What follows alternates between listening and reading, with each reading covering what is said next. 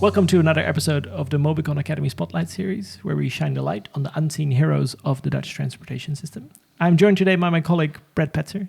Hello, Brett. Welcome again. And you want to talk about wayfinding. Yes. That sounds riveting. It does, especially if you don't have it. It can be a very important thing. I want to talk about work that we're doing about wayfinding and the fact that we've learned it's a very interesting topic, especially when we think of wayfinding as something that exists for a network where the network is still developing. Yeah. In this country, we have wayfinding for a fairly mature network, and that was already multiple different systems, multiple levels, overlapping, nationally orchestrated. That's it. And when I started doing work on this for one of our clients for Dublin, quite quickly we found how messy really the history of wayfinding is in the Netherlands, and how long it took, how many decades it took to get very recently now to a sort of clear national structure where there's something like clarity on who does what. Yeah. Good description. Yeah. Something like clarity is probably the highest possible. Work in progress. Yeah.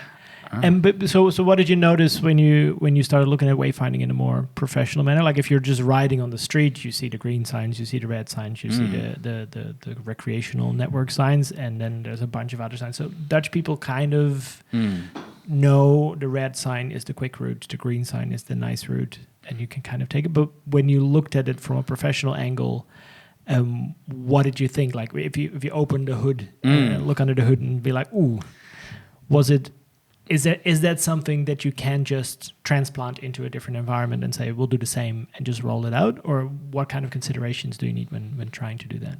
Well, fair point, because one of the things that some of our other clients said is, "Look, can't you just put up some signs? Do we really need such a deep process?" How hard can it be? And when I started to look at the Dutch system, already quite quickly you realize, all right, well, there are these green signs and red signs, and that already means that the main difference in the network is, do you want to go there fast or do you want to go there in a pleasant way?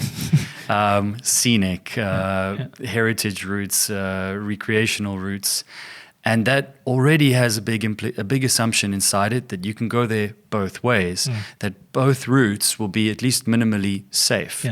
Now, that's not often the case in other countries, where it's really choosing about directness or safety. Right. So already there, that opened up a big, quite wide-ranging discussion.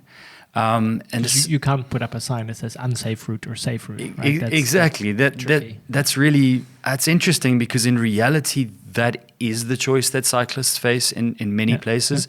But ethically, not many cities want that to be explicit.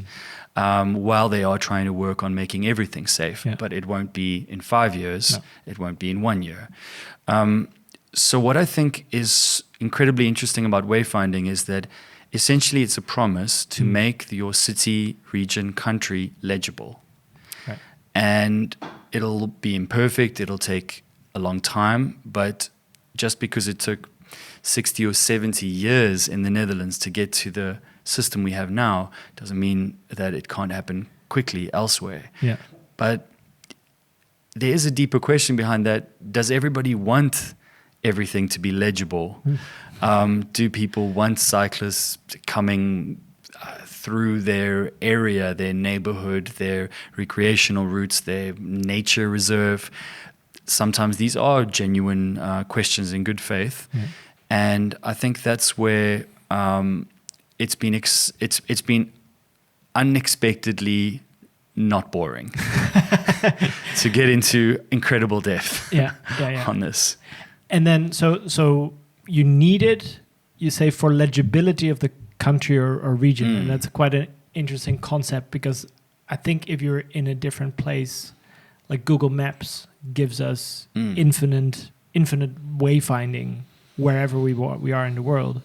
For cycling, that's a very different story, because, well, we don't have to talk about Google Maps wayfinding for cycling because it's not variable. They're in quite quality, variable.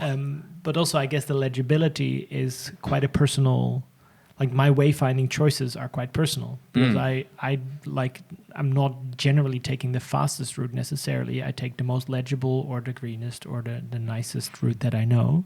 How do you deal with those kind of personal choices? Like how do you present people with the whole series of options to get from A to B in a place that maybe only has a few safe connections? Or how do you advise your clients on those kind of points? Well, I think this is a very live discussion because legible, if you make a place legible, I think there's an implication that you are guaranteeing some minimal standard of quality, no matter what. Yeah.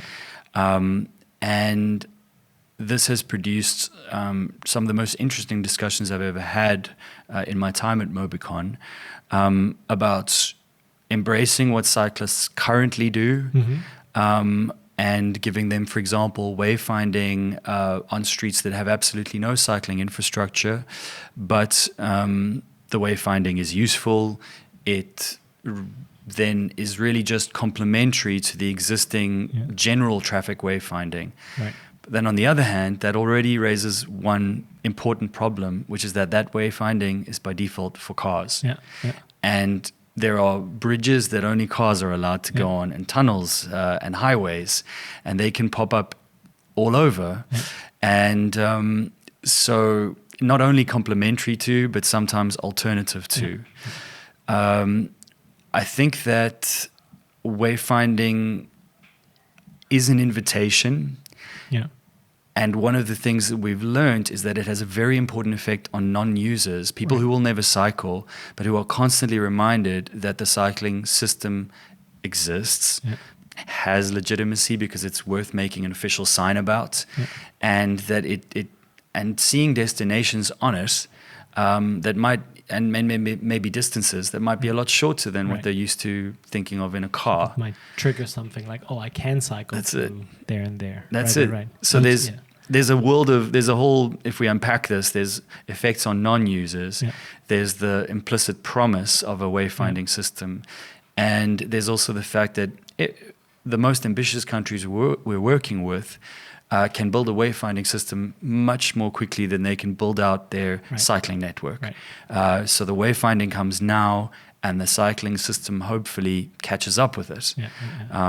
What happens in the interim, I don't know. No. I don't know what's best, but we've got good clients who are on a journey with us, willing to invest resources in finding the best answer for them.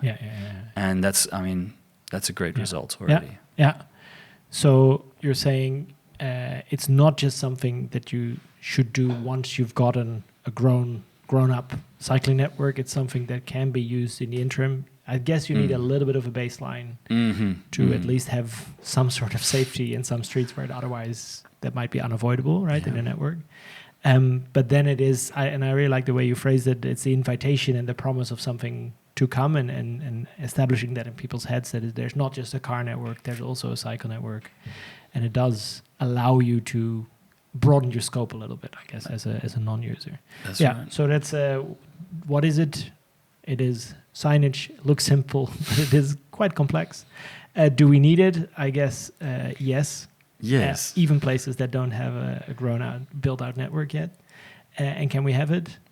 We can have it. Has it been implemented in these places that you talk about yet? I think quite soon we're going to have a concrete result. Nice. And I think what we have, maybe the biggest discovery so far has been that this wayfinding system is in itself a vast source of information, and a design input for everything that will come later, the hard infrastructure, how you dose information and what information people need and how they need it, and building trust with the user in the whole course of their journey, so that they if you do the job right, they ultimately will come to trust you that the information they need, they'll have it when they need it. And they'll arrive. They will get there and they'll get home. So when we know all of that, we will have a very powerful new data source and design input for everything else, really. Awesome. All right. Thank you very much. Very insightful. And thank you for watching this episode of the Mobycon Academy Spotlight series, and we hope to see you again at the next episode.